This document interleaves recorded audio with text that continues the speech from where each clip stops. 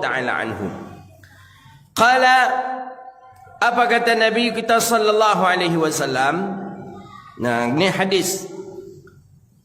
Qala Rasulullah sallallahu alaihi wasallam, man kanat lahu mazlamatun li akhihi min 'irdihi aw syai'in falyatahallalhu minhu al-yawm qabla la yakunu dinar wala dirham in kana lahu amalun salih ukhidha minhu biqadri mazlamatihi wa in lam takun lahu hasanat ukhidha min sayyiati sahibihi fahumila alaihi, rawahu Bukhari.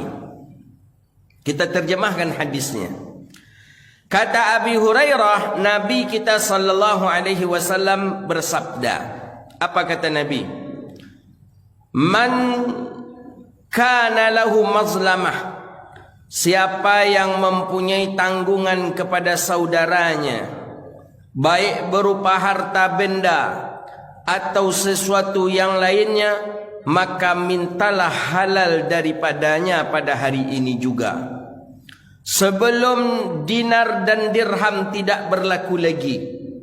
Jika tidak ia meminta halal, maka ketahuilah bahwa orang yang punya tanggungan pada orang lain dan belum terselesaikan di dunia, maka di hari hisab kebaikannya diberikan kepada orang yang dizaliminya. Jika amal baiknya habis, maka amal buruk orang yang dizaliminya lah yang dia ambil untuk sebagai tebusannya. Hadis rawahu Bukhari. Itu terjemahan hadis. Baik, kita ambil hikmah atau fawaid hadis ini. Pertama, hadis ini hadis sahih. Hadis yang ada di dalam Sahih Bukhari itu hadisnya paling sahih setelah Al-Quran. Kitab paling sahih setelah Al-Quran itu Sahih Bukhari. Itu menurut akidah kita ahli sunnah wal jamaah. Maka kalau ada orang ahli sunnah yang tak mau dia berpedoman dengan Sahih Bukhari, berarti orang ini kurang imannya kepada Nabi. Karena hadis Nabi tidak dia yakini dan tidak ia percayai. Maka hadis yang paling sahih setelah Al-Quran, kitab yang paling sahih, bukan hadis. Kalau hadis nanti kita kira pula Quran hadis. Nah, ini kitab. Kitab yang paling sahih setelah Al-Quran itu Sahih Bukhari dan Sahih Muslim. Nah, hadis ini adalah hadis sahih. Kalau hadis sahih berarti hadis itu kuat. Salihun lil ihtijaj. Hadis itu boleh untuk dijadikan hujjah. Hujjah itu argumen, dalil untuk kita melakukan sesuatu perlu hujjah argumen, dan itu ada di dalam hadis sahih Bukhari. Kemudian yang kedua, hadis ini juga sebagai dalil man kanat lahu mazlamah, bahwa kita hidup di dunia ini memiliki mazlamah, pasti kesalahan. Siapapun kita yang hidup di dunia ini pasti pernah berbuat salah. Tak ada yang tidak buat salah. Oh, dia tak pernah berbuat salah, ada ustaz dan di rumah saja katanya. Tapi orang hantar ke rumah kita macam mana? Handphone yang ada yang kita tengok macam mana? TV yang kita tonton. Ada je orang yang mengatakan begitu. Ampun tak ada rasanya membuat salah je orang tu katanya. Ambo hari-hari di rumah saja, beko orang azan ambo pergi ke masjid, pulang dari masjid di rumah je, nak ada keluar rumah ni. Tapi kalau si anu tu yo banyak dosa tu. Amanya bi si anu berdosa, telah berdosa namanya. Hadis ini yang ketiga menjadi hikmah bagi kita bahwa manusia ini pasti ada tanggungan kepada orang lain. Seperti hutang piutang, atau pernah melakukan sesuatu yang sudah kita janjikan kepada orang. Maka hati-hati kita berjanji. Berhutang cik berjanji cik hati-hati. Itu. Nah, ini dia. Maka oleh karena itu kata Nabi apa? man kanat lahu mazlamatun li akhihi min irdihi aw syai'. Siapa yang ada memiliki tanggungan kepada saudaranya min irdihi, daripada harta. Pernah wak meminjam harta orang, pernah wak memakai harta orang, au syai', atau sesuatu, pernah orang wak zalimi, pernah orang kita fitnah, pernah orang kita sakiti, pernah orang kita aniaya. Nah, maka kata Nabi yang keempat, falyatahallalhu, maka minta halal lah. Minta halal fi yaumina, pada hari sebelum berlakunya dinar dan dirham.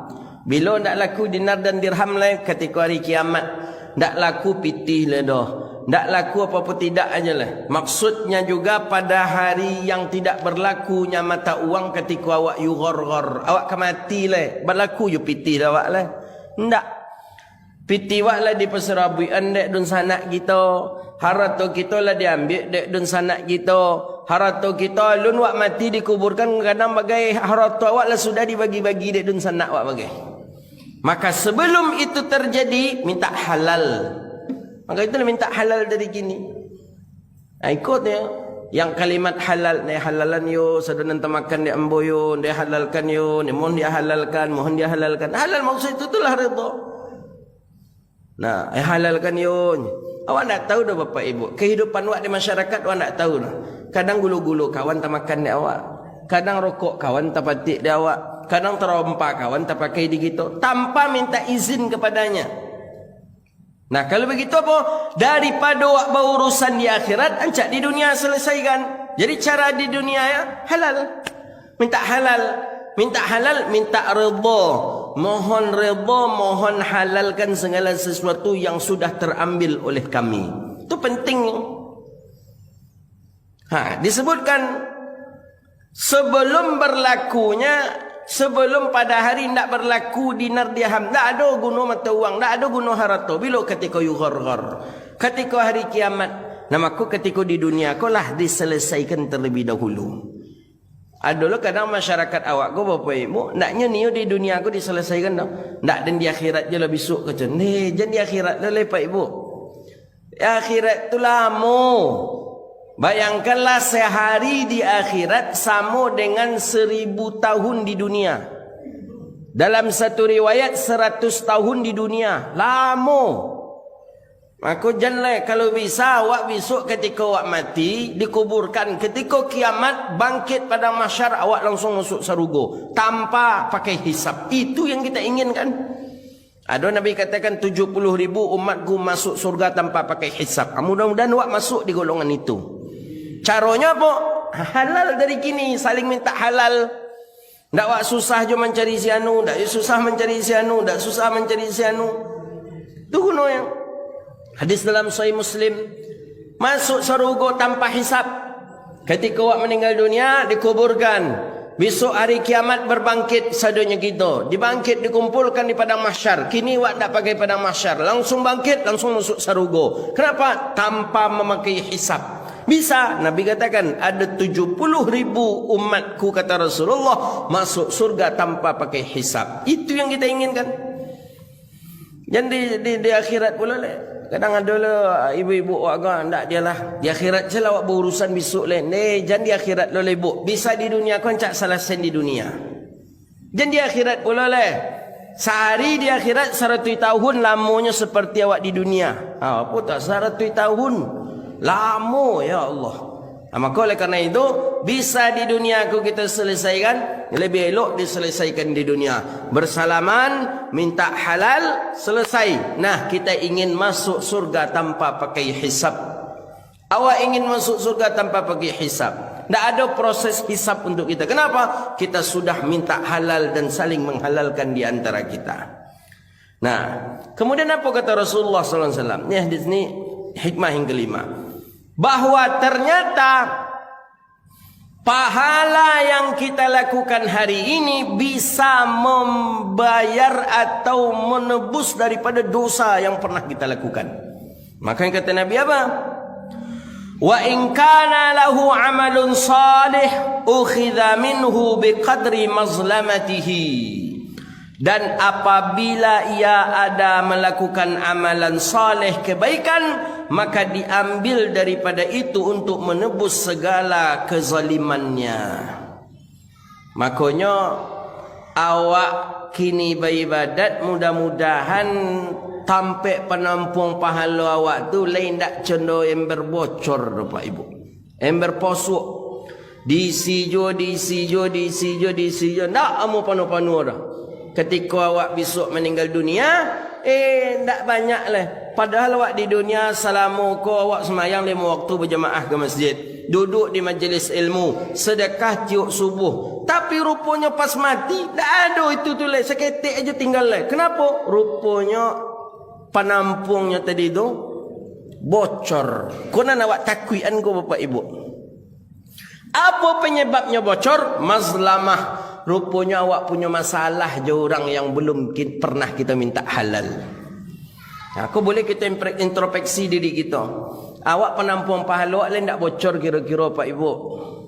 Introspeksi diri kita. Awak nan tentu tu ya. Ada tak pernah melakukan kezaliman kepada orang lain? Ada tak punya hutang yang alun awak bayar? Ada tak punya orang? Ada tak yang alun kita selesaikan masalah? Kalau ada, sama baru kita memakai yang berbocor. Tak ada. Tak ada terkumpul habis untuk orang saja amalan kita. Semayang awak rupa mengalir je pahala awak ke orang yang lawak zalimi tadi. Duduk di majlis ilmu ke orang tu je dapat pahala. Sedekah ke orang tu je dapat pahala awak. Aku bukti hadis. Maka ada yang bertanya petang, bisa pahala awak diambil dari orang? Bisa. Kau Nabi langsung menjawab wa in kana lahu amalun salih ukhidha minhu biqadri mazlamatih.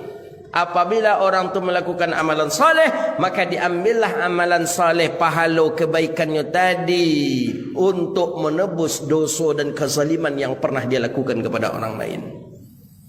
Jadi ponik aja semayangnya Bapak Ibu. Kalau pahala semayang wak untuk orang, ponik wak berjawab sedekah, ponik aja kita duduk di majlis ilmu kalau untuk orang. Nah, maka eloknya apa? Minta halal dari kini ke orang tu. Ya Allah.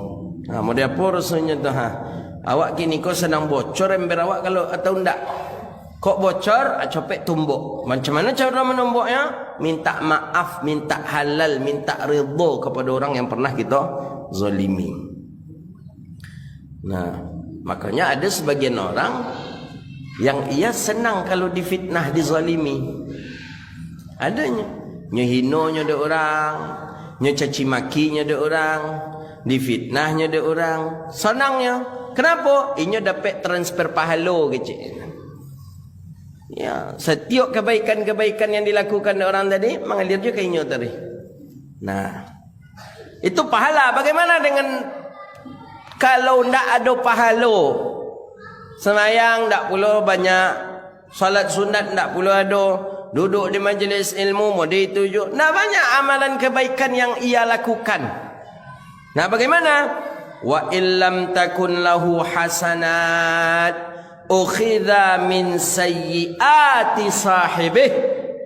Dan apabila tidak ada kebaikan yang ia lakukan, tidak ada pernah melakukan amalan saleh, atau kalau lain tapi seketek, maka diambillah daripada sayyiati sahibihi, diambillah daripada keburukan maksiat orang yang pernah ia zalimi.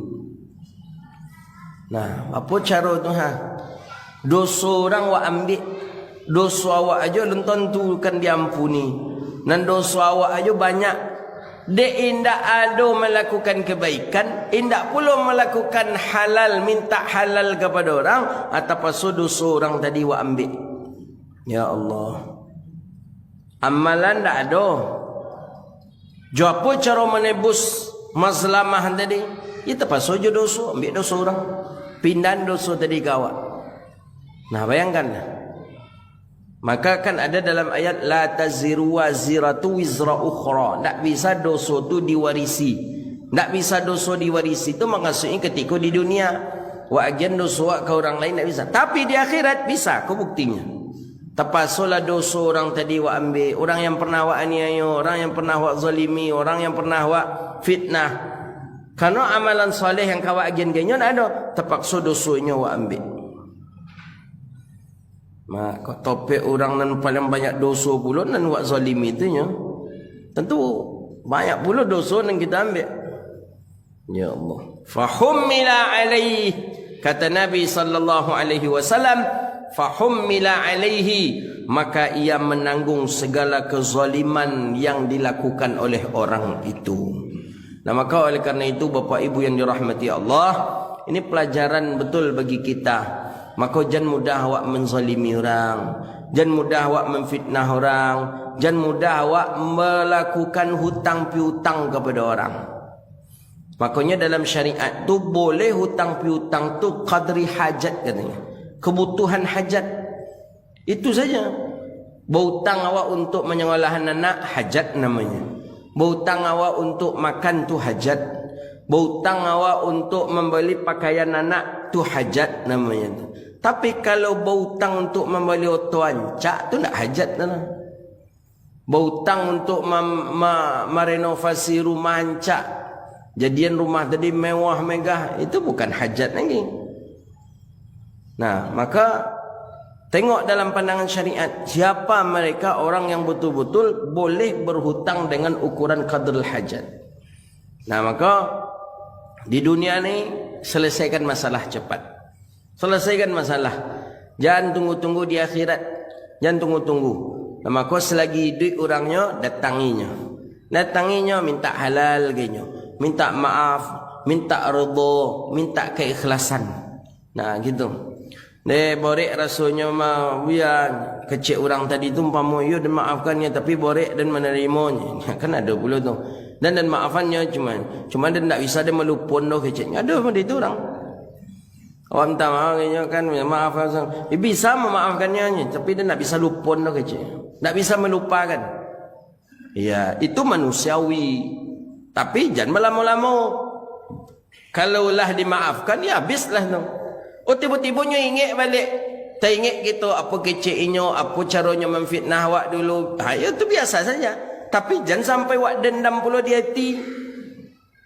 Maaf ya lahir batin dia, mohon maaf atas kesalahan dan ayu kami pun itu kecil. Lah habislah tu. Oh, kemudian di tengah jalan ingat gitu atas kezalimannya, itu manusiawi. Oleh karena itu Bapak Ibu yang dirahmati Allah, selagi Allah beri kita kesempatan hidup di dunia, saling maaf-memaafkan di antara kita. Yang namanya hutang piutang, bayar. Yang pernah terhutang kepada seorang, bayar. Yang pernah terambil hak orang lain, keluarkan. Pernah terbayang atau terpakai punya orang lain, maka keluarkan dan bayarlah sebelum datang masanya ndak ada berlaku mata uang lagi. Kalau ikolah berlaku, kalau waktu itulah tiba, nah tu ndak ada lagi tu. Baik ibarat wak berlayarlah karam kapal gitu. Nah, maka minta halal gitu, minta halal. Daripada dosa wak, daripada amal kebaikan wak diambil. Wak pandai berzikir la ilaha illallah, la ilaha illallah. Rupa diambil sadanya kainnya sadanya. Nah, maka oleh karena itu Bapak Ibu yang dirahmati Allah, maafkan kesalahan orang kepada kita agar orang lain pun memaafkan kesalahan kita kepada mereka. Dendam dalam Islam tak dibolehkan. Ya, menghasut, hasad tak dibolehkan dalam Islam. Jangankan kepada orang Muslim menghina yang seperti itu, melecehkan orang lain, orang yang kafir saja tak boleh. Contohnya siapa? Ikrimah. Abu Jahal punya anak, nama anaknya Ikrimah. Ikrimah ni dulu hampir nak membunuh Rasulullah. Pokoknya di Makkah Ikrimah ni pernah mengejar Nabi dengan memakai tombak ketika Nabi hijrah ke Madinah. Ikrimah ni pernah, pokoknya banyaklah kerajuan Ikrimah. Suatu ketika Ikrimah tertangkap menjadi tawanan perang Madinah. Akhirnya Ikrimah dapat info bahawa Ikrimah ni akan dihukum. Ikrimah tiba-tiba Allah beri hidayah, masuk Islamlah Ikrimah. Ku ayahnya Abu Jahal di Madinah Ikrimah. Kemudian sahabat duduk di Madinah. Di situ tu ada Ikrimah. Dihina-hinalah Abu Jahal oleh sahabat. Diolok-oloklah Abu Jahal oleh sahabat. Di muka Ikrimah, di muka anak Abu Jahal tu Abu Jahal dihina. terdengar oleh Nabi SAW. Muka wajahnya Ikrimah marah. Tapi nak marah macam mana? Ayahnya memang kafir. Memang macam tu perangai ayahnya. Akhirnya terdengarlah kepada Rasulullah SAW. Para sahabat menghina Abu Jahal. Apa kata Nabi SAW? La tasubba Aba Jahlin. Kata Nabi, jangan kalian hina Abu Jahal, kata Rasulullah. Fa inna ibnuhu ashabi, karena anaknya Abu Jahal itu adalah sahabat aku, kata Rasulullah. Maka semenjak itulah tidak ada lagi orang-orang menghina Abu Jahal. Tapi ada ulama berpendapat itu ketika Nabi masih hidup dan Ikrimah ada. Tapi ketika Nabi sudah tidak ada, Ikrimah pun sudah tidak ada, maka boleh menyebut keburukan dan kejahatannya Abu Jahal. Tujuannya untuk apa? Lil ibrah, untuk mengambil pelajaran bagi kita. Nah, maka oleh karena itu, Bapak Ibu yang dirahmati Allah Subhanahu wa taala, apa masalah kita di dunia ni, baik kita selesaikan saja di dunia. Hal ihwal tetangga atau hal apapun, maka perlu kita saling menghalalkan. Maka itulah orang tua-tua kita dulu, kenapanya setiap hari dalam sebulan tu kadangnya ada berbagi. Dalam setiap bulannya tabadul hadaya. Apa maksud tabadul hadaya? Saling bertukar hadiah. Awak, amak memasak lontong, antan ke rumah si anu ke cak amak. Beko orang tu beko membuat pical nyontan pula ke rumah awak. Nah gitu, tu tujuannya untuk apa? Saling yatahallallahu, saling menghalalkan di antara kita. Tu gunanya. Nah maka tradisi amak-amak wak dulu tu lah haduh itu tu yang disebut dengan tabadul hadaya. Maka kecik Nabi SAW, kecik Nabi apa dalam hadis tahadu tahabbu. Nabi kita sudah katakan, kata Rasulullah, tahadu tahabbu. Apa maksud tahadu tahabbu? Saling bertukar hadiahlah kamu supaya kamu saling mencintai. Tuh, orang tua-tua dululah mengamalkan itu, Pak Ibu. Masak apa amak gitu, masak kolak amak gitu. Itulah sudah tu, onggoknya tu 5 cambung tu bayi isi tu. Antan ke rumah sianu, ke rumah sianu, ke rumah. Tu awak mambok tu. Rumah sianu. Bekot tiba lo adu-adu aja tiba di rumah awak besoknya kok lotek lah, kok gaduh-gaduh. Ada siapa mau ke sianu mantan tadi. Jupi awak tadi. Untuk apa tu? Tahabbu, supaya saling mencintai, supaya saling menghalalkan. Itu tulah doa di awak kini lah. Lah jarang Pak. Lah jarang. Tak ada dia awak saling antam-antan samba tu, nak ada lewat lah tu. Ya, dia awak lah hidup lulu gua-gua. Bagi cik orang India hambrahang hembrahang punyang dan punyeden. Ada di kita. Padahal tradisi yang seperti itu bagus. Tahabbu, saling mencintai kita. Nah dia awak tak ada lah. Dulu dia amak awak, nenek-nenek awak dulu tu, aib mengembalikan piring orang tu kalau kosong. Begitu dia mengajar kita. Wak antan piring tu kosong ke rumah orang tu pantang amak awak dulu tu. Nak boleh katanya lah. Isi lu walaupun dengan gula 0,5 kilo. Gula seberapa? Atau roti gabin berapa lah? Roti gabin 5.000 roti gabinnya. Wali roti gabin tu buka roti gabin letak. Atau goreng antan ke rumah orang. Untuk apa tujuannya tu? Tahabbu, untuk saling berkaitan kasih sayang, untuk jan berurusan wak di akhirat besok. Ya memang itu orang nalai faham yo. Tiba di topek orang nan tak faham, lah setinggi togak piring orang di rumah hinyo nak nyantan-nantan penciki orang. Sampainya jopik dari orang rumah tu ke piringnya ke rumah awak, okey. Dia lah banyak piring kami di siku. Karena tak ada dia rak-rak piringnya, ada piring. Anak malunya tu itulah halun sempat mantan, bukan tak sempat, tapi dek saku berjahit. Kalau ada nan mode itu, berarti ndaknya ingin tahabbu. Ndaknya ingin saling mencintai. Nah maka oleh kerana itu perlu kita hidupkan balik khazanah-khazanah yang telah diajarkan, ya, diterbiahkan. Makanya pendidikan tu bukan di sekolah saja. Tu pendidikan tu terbiah dari orang tua-tua kita untuk kita, supaya apa? Saling tahabbu, supaya kita saling mencintai, supaya kita saling menyayangi, supaya kita saling halal menghalalkan dan redha meredai. Nah